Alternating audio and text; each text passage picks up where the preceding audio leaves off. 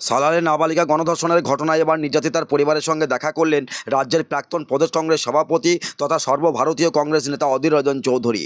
মঙ্গলবার বিকেলে তিনি নির্যাতিতা কিশোরী ও তার মায়ের সঙ্গে সাক্ষাৎ করে তাদের পাশে থাকার ও বিচার পাইয়ে দেওয়ার আশ্বাস দেন।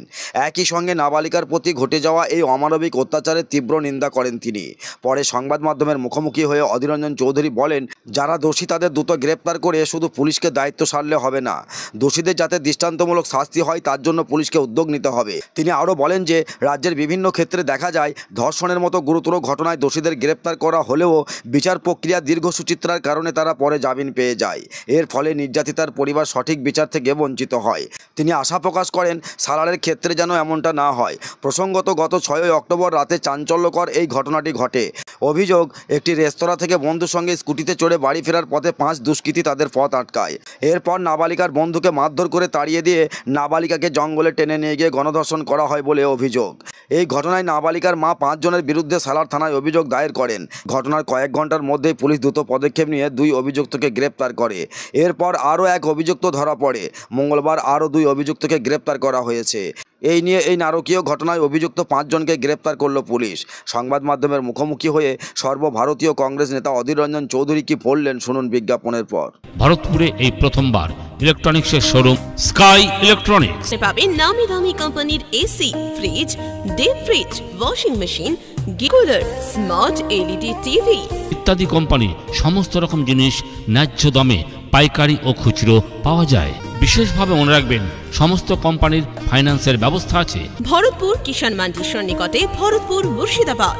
আমাদের মোবাইল নাম্বার 7864830468 এবং 9800429021। এরকম একটা ঘটনা নিন্দনীয়, ঘৃণ্য। একটা গরিব পরিবারের, দরিদ্র পরিবারের একটা বাচ্চা মেয়ে, সে পড়াশোনা করে বড় হতে চেয়েছে, তার উপরে দুষ্কৃতিকারীরা পাশবিকভাবে আক্রমণ, তাকে বেইজ্জত করে, তাকে গণধর্ষণ করে তারা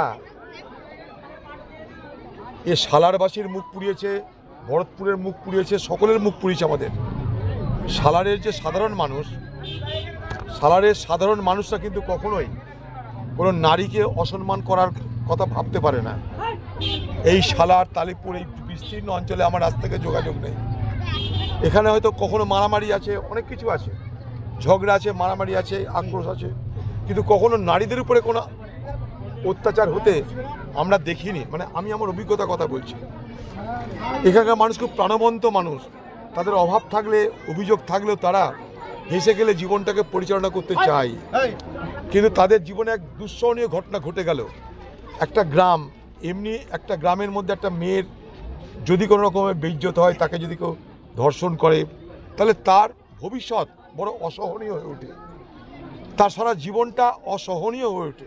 একটা গরিব পরিবার, তারা তাকে বড় করবার চেষ্টা করবার আগেই তার উপরে যে আক্রমণটা হলো, তাকে যেভাবে বেইজ্জত করা হলো, ধর্ষণ করা হলো, তাতে সেই মহিলাটার ভবিষ্যৎটা বিপজ্জনক হয়ে গেল। প্রশাসন ব্যবস্থা নিয়েছে, সেটা মানুষ দেখেছে। আমি বলবো না যে প্রশাসন 100% ব্যবস্থা নিয়েছে, তা নয়। তবে প্রশাসন যখন মানুষ চাপ দিতে আরম্ভ করেছে, মানুষ যখন প্রতিবাদ করতে আরম্ভ করেছে, তখন প্রশাসন এখানে সক্রিয় হয়েছে এবং এখন পর্যন্ত 4 জনকে গ্রেপ্তার করেছিল। আমরা আজকে আসার আগে কালকে আবার 2 জনকে গ্রেপ্তার করা হলো। সে 2 জনকে আগে গ্রেপ্তার করা হয়নি, ঘটনাচক্রে আমরা আসার আগেই তাদেরকে গ্রেপ্তার করা হলো। এখানকার প্রশাসন মনে যদি করে, তাহলে সমস্ত অপরাধীকে দৃষ্টান্তমূলক শাস্তি দিতে পারে। এবং আমি মনে করি এই দৃষ্টান্তমূলক শাস্তি এই জন্যই দেওয়া দরকার, কারণ নাহলে সমাজকে রক্ষা করার সমস্যা বেড়ে যাবে। সমাজ কী করে রক্ষিত? এমনও হয়েছে আমাদের এই রাজ্যেই যে নিজের ভাই অপরাধ করেছে বলে নিজের বোন তার ভাইকে পুলিশের হাতে ধরিয়ে দিয়েছে। এমনও আমাদের রাজ্যে ঘটনা আছে যে নিজের ভাই অপরাধ করেছে, নিজের বোন তাকে বলেছে তুমি গ্রেপ্তার হও, কারণ তুমি না ইনসাফি করেছো।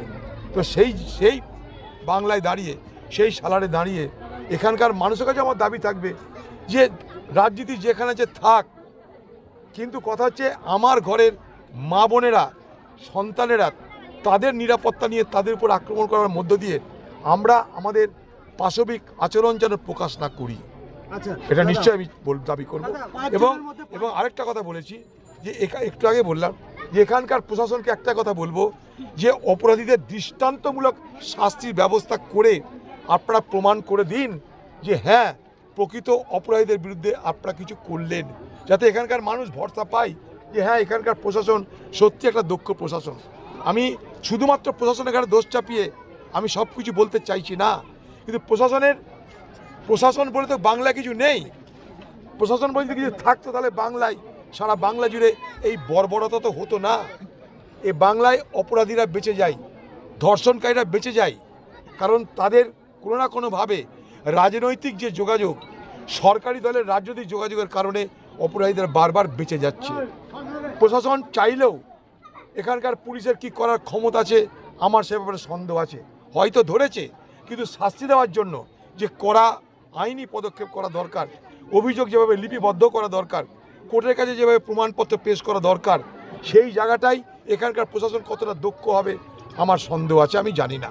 আরজিকরের মতন ঘটনা যদি হারিয়ে যায়, সালারের মতো সামান্য একটা প্রথম তালাকার ঘটনা কি হারিয়ে যাবে না? যেতে পারে, খুবই সম্ভাবনা আছে। এই জন্য কথাটা তুললাম, যখন আরজিকর আরজিকরকে যখন এদিক ওদিক করে দেওয়া হলো, আরজিকরের অপরাধীদের যখন বাঁচিয়ে দেওয়ার ব্যবস্থা হলো, যখন কসবা কাণ্ড দেখছি, যখন দুর্গাপুর কাণ্ড দেখছি, সারা বাংলা জুড়ে যখন ধর্ষণ প্রতিদিনের খবর, তখন সেই জায়গায় দাঁড়িয়ে সালারের মতো একটা জায়গায় তারা দরিদ্র, তারা গরিব মানুষ, তাদের হয়ে বাংলা জুড়ে তো আন্দোলন হচ্ছে না।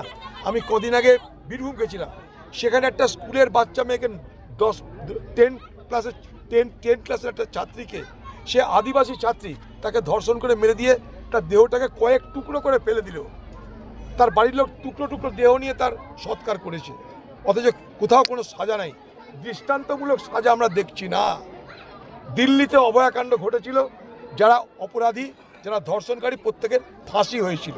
বাংলায় কিন্তু কিছু হয় না, কবে হবে জানি না, কারা করবে জানি না, কারণ কোনো না কোনোভাবে অপরাধীরা সরকারি দলের সঙ্গে ম্যানেজ করে নেয়, সম্পর্ক করে নেয়, অথবা সরকারি দলের সম্পর্কে যারা থাকে তাদেরই এই দুঃসাহস হয় বলে আমরা দেখতে পাচ্ছি।